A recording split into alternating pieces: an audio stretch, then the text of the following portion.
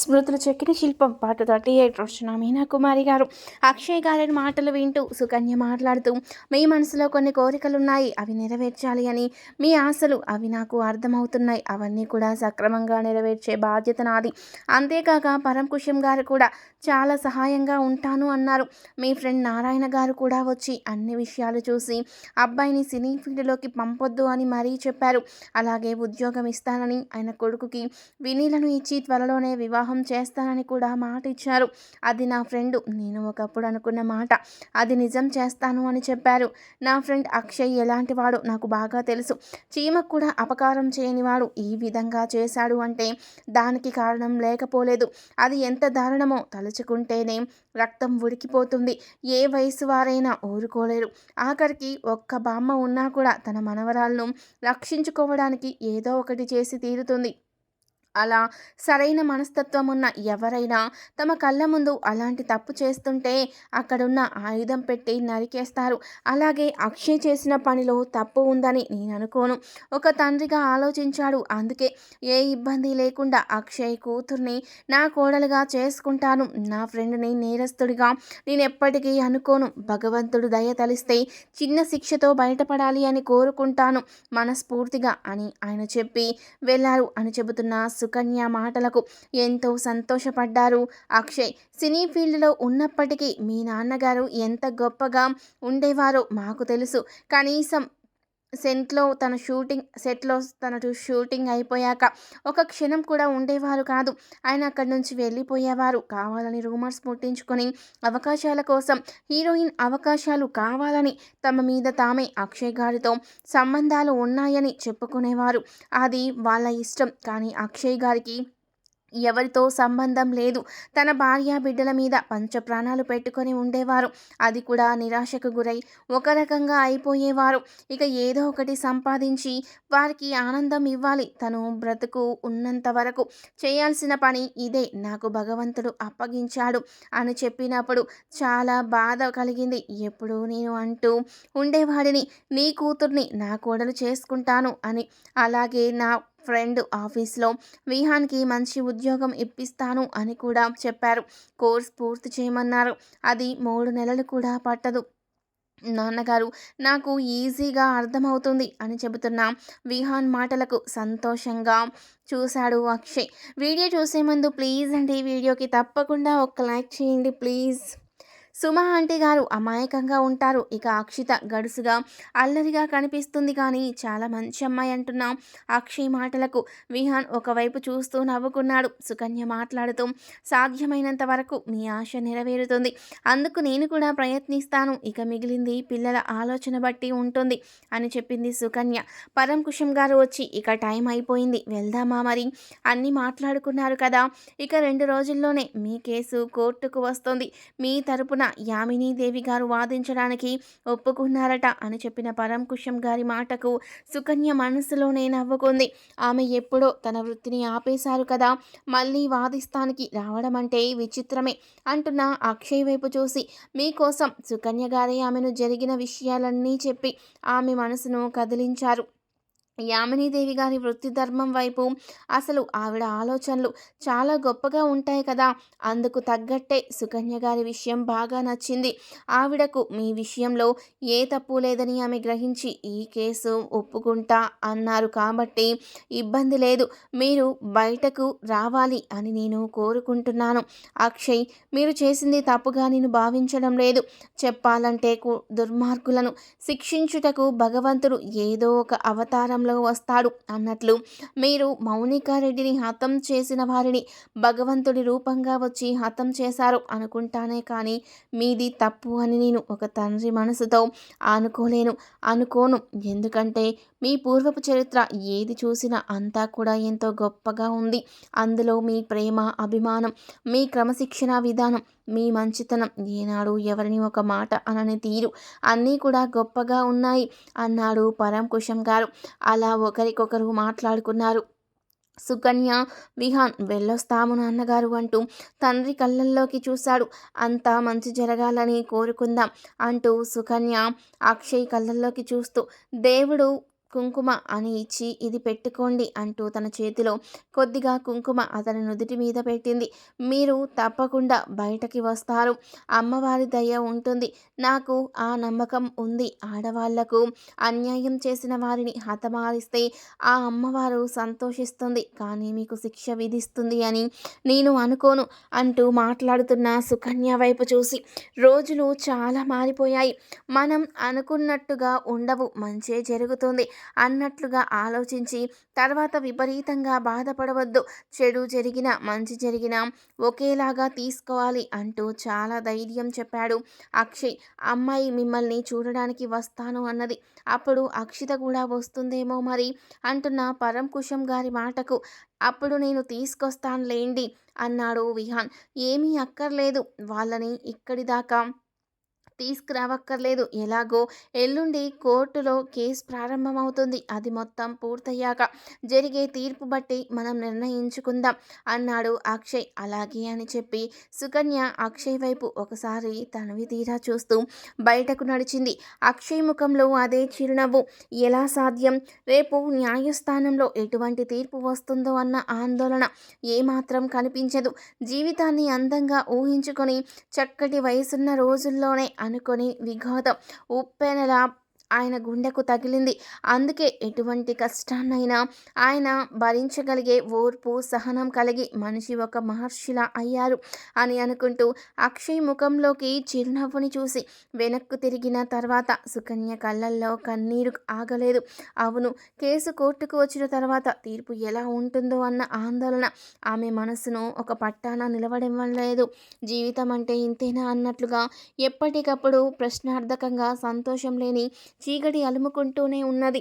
తనకు జీవితంలో తనకంటూ వెలుగు తీయని గుర్తులు ఇంకా ఏదైనా మంచి ఆలోచనలు ఉంటే అవి అక్షయ్ గారి స్నేహం తర్వాతే మొదలయ్యాయి. కానీ ఆయన తను ఇష్టపడుతున్నాను అని చెప్పిన తర్వాత ఆమె మనసుకు ఎన్నో ఆశలు. గోడలు దాటి ఉరకలు వేసే వయసు దాటినప్పటికీ అదుపులేని మనసు ఈ వయసులో కూడా ఎన్నో కలలు కంటుంది.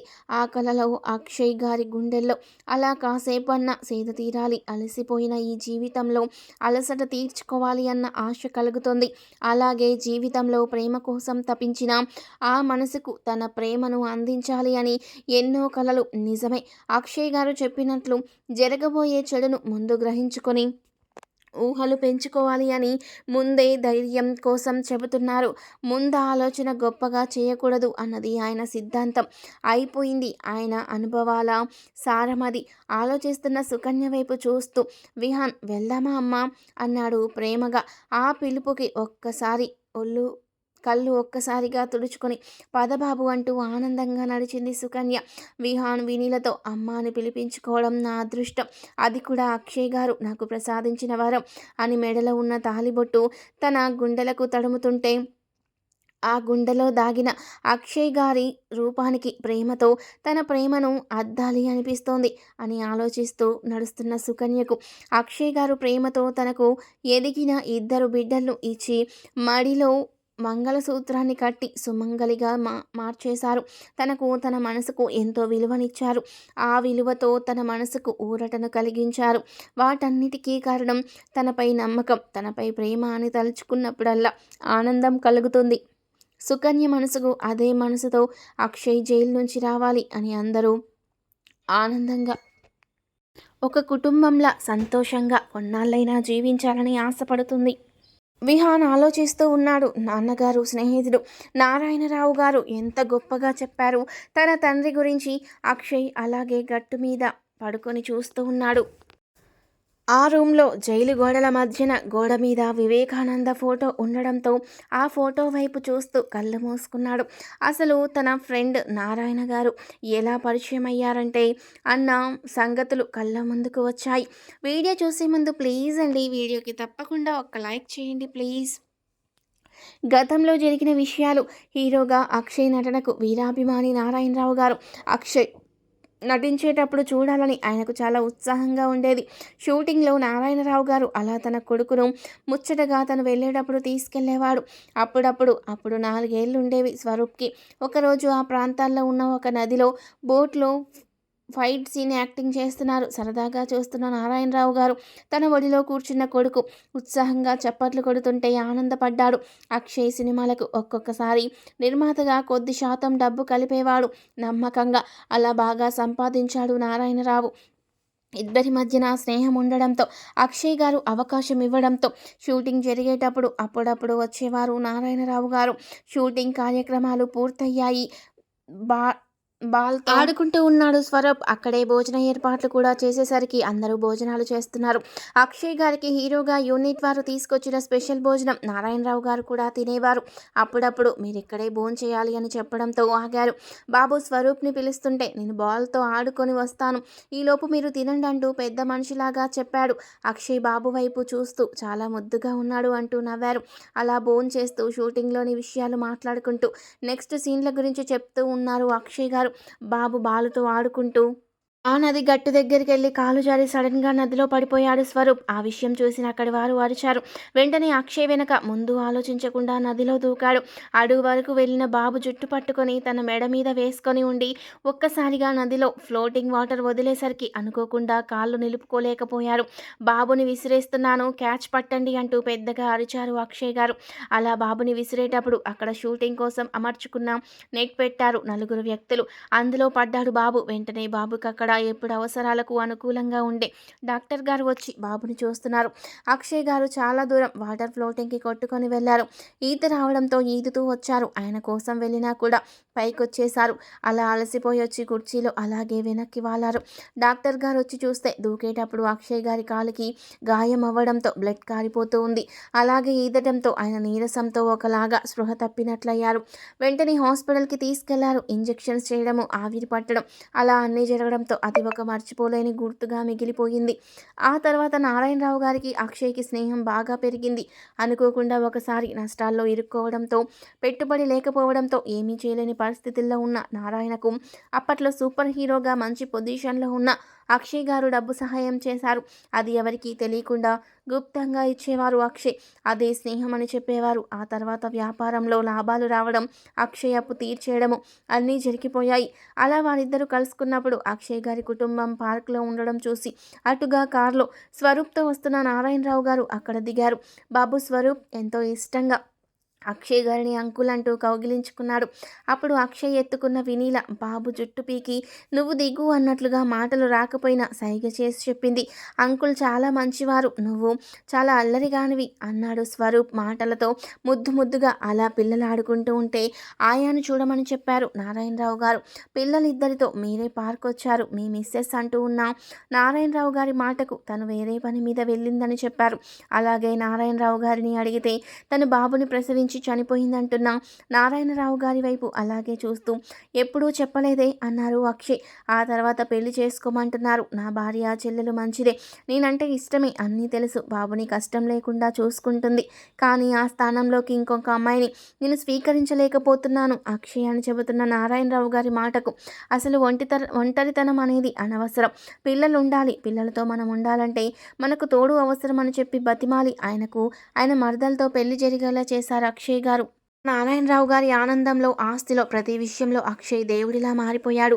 అలా ఒకరోజు వారిద్దరూ ఒక పార్టీలాగా చేసుకొని అప్పుడే అనుకున్నారు, నా కొడుక్కి నీ కూతుర్నివ్వాలి మరి అంటూ మీ స్థాయికి నేను సంపాదిస్తానని చెప్పి మాటిచ్చిన నారాయణరావు గారి వైపు చూసి అప్పటికి నేను ఏదైనా ఏమీ లేని వాడినైతే అప్పుడు నా కూతుర్ని నీ కొడుకు చేసుకుంటావా నారాయణ అంటూ నవ్వారు అక్షయ్. స్నేహం అంటే అదే, నేనెప్పటికీ మర్చిపోలేను నీ స్నేహాన్ని, నీ మంచి మనసును. ఎటువంటి పరిస్థితుల్లో కూడా నాలో మార్పు రాదన్నారు నారాయణరావు గారు. నేను కూడా అంతే, ఎటువంటి పరిస్థితుల్లో మారేదే ఉండదు అని చెప్పాడు అక్షయ్. ఆ తర్వాత అక్షయ్ గారి జీవితంలో జరిగిన విషయాలకు నారాయణరావు గారు బాధపడుతూ మళ్ళీ పెళ్లి చేసుకోమని చెప్పి బతిమాలినా కూడా అక్షయ్ తన జీవితంలో ఇంకొక వ్యక్తిని ఆహ్వానించలేదు. ఆయనకు ఎన్నో మంచి అవకాశాలు కూడా వచ్చాయి. పెద్ద పెద్ద వాళ్ళతోనే రిలేషన్ కుదిరి అవకాశం వచ్చింది. నారాయణరావు గారు చెప్పినా కూడా అక్షయ్ గారు నాకొద్దు, ఇద్దరు బిడ్డలున్నారు, వారికి ఇతర దేశంలో ఉన్నప్పటికీ నా పిల్లలే కదా, ఆమె నా భార్య కదా, వాళ్ళను వదిలి నేను పొరపాటు కూడా ఇంకొక పెళ్లి చేసుకోలేనని ఆనాడు చెప్పారు. ఏనాటికైనా తనకు ఇతర దేశాల మీద మోజు తగ్గి ఇండియా వచ్చేస్తుంది, తన మీద ప్రేమతో అనుకున్నారు అక్షయ్ గారు. ఆ రోజుల్లో. కానీ సుప్రజ మనస్తత్వం అటువంటిది కాదు అని తెలుసుకున్నాక చాలా బాధపడ్డారు.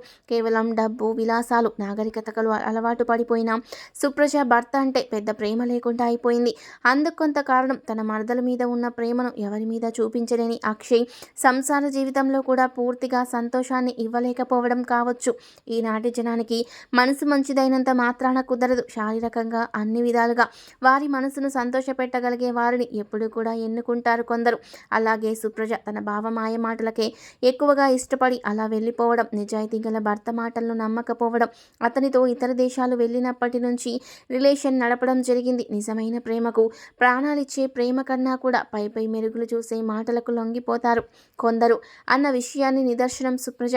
కానీ మంచి మనసుతో ఆనాడు తన మరదల్ని మర్చిపోలేకపోయాడు. భార్యా బిడ్డలకు తన గుండెల్లో స్థానాన్ని కూడా ఇచ్చిన స్థానాన్ని పదిలంగా ఉంచుకున్నాడు ప్రేమతో అక్షయ్. కానీ అతని మనసు నిజమైన ప్రేమను ఎక్కడ పొందింది లేదు. ఆ ప్రేమ కోసమే అతను తపిస్తూ ఉన్నాడు. ఆ ప్రేమ నేడు సుకన్యలా చూశాడు. తన భార్యకు, ఆమె ప్రవర్తనకు, అన్ని విషయాల్లో తనంటే ఆమెకు ఏమాత్రం ఇష్టం లేదు. విడాకులు కావాలన్నప్పుడు ఏమీ మొహమాటం లేకుండా సంతకాలు పెట్టేశాడు అక్షయ్. ఇక సుకన్య తనపై చూపిస్తున్న ప్రేమకి తను ఏమాత్రం కాస్త గాయపడినా తట్టుకోలేని ఆమె ప్రేమకు సంతోషంగా మళ్ళీ అతని మనసులో ప్రేమ చిగురించింది. ఒకప్పటి వాడిపోయిన ప్రేమకు మళ్ళీ చిగురించాలని సుప్రజకు అవకాశం ఇచ్చిన ఆమె ఆ స్థానాన్ని నిలబెట్టుకోలేక ఆ ప్రేమ మళ్ళీ వాడిపోయేలా చేసింది. కానీ నేడు సుకన్య తన ప్రేమతో పరిస్థితులు బాగోనప్పటికీ ఆ ప్రేమకు చిగుళ్ళు వేసేలాగా ఆమె మాటలతో, నవ్వుతూ, మనస్తత్వంతో బాధ్యతలు, బంధాలను తను స్వీకరించి మరింత ప్రేమగా మారింది. అక్షయ్ మనసుకు దగ్గరయింది. డబ్బు, అధికారాలు ఏవి కూడా మనతో రావు, మనం తీసుకువెళ్ళలేము. కానీ బతికినంతకాలం ప్రేమ పంచడానికి చక్కటి ఒక తోడుంటే చాలు. జీవితంలో ఏమీ లేకపోయినా జీవించవచ్చు అన్న సూత్రం అక్షయ్ మనసుకు ఎప్పుడు ఉండేది. కానీ ఆయన ఒక వయసు దాటే వరకు ఆ ప్రేమను పొందలేకపోవడం, దురదృష్టకరమైన వాతావరణంలో ఆయన చుట్టూ ఏర్పడడం, తప్పు చేయకపోయినా తప్పు చేసినట్లు ఆయన బయటపడడం, తప్పు చేసిన సుప్రజ బయటపడకుండా సమాజంలో ఒకలాంటి స్థానంలో ఉండడం అంతా చిత్రమే. పైకి కనిపించేది ఏది నిజం కాదు, కనిపించనిది అబద్ధము కాదు అన్న విషయం అక్షయ్ విషయంలో అక్షరాలా నిజం. అలాగే స్నేహంలో కూడా ద్రోహాన్ని చూశాడు. అక్షయ్ గుణ గురించి తెలుసుకున్నాక బాధపడ్డాడు.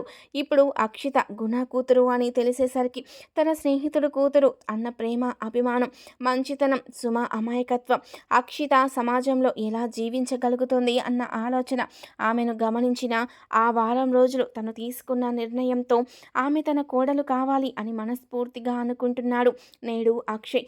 అదే కోరిక తన మనసులో ఉన్న విషయం సుకన్య తన మనసుతో కనిపెట్టేసింది. అందుకే మీ మనసులో ఉన్న ఆశలన్నీ నేను తీరుస్తాను అని మాట ఇచ్చింది ప్రేమతో. చూస్తున్న కొడుకుకి తండ్రి మనసులో భావం అర్థమయ్యి మీ ఇష్టానికి వ్యతిరేకంగా ఏ పని చేయను అని విహాన్ కూడా మాట ఇవ్వడం ఆనందం అనిపించింది. ఆలోచన నుండి బయటకి వచ్చిన అక్షయ్ పైకి లేచి అలాగే కూర్చున్నాడు ఒంటరిగా. తర్వాత ఏం జరిగింది అనేది నెక్స్ట్ పార్ట్లో తెలుసుకుందాం. వీడియో నచ్చితే లైక్ చేయండి, తప్పకుండా సబ్స్క్రైబ్ చేసుకోండి. Thank you for watching.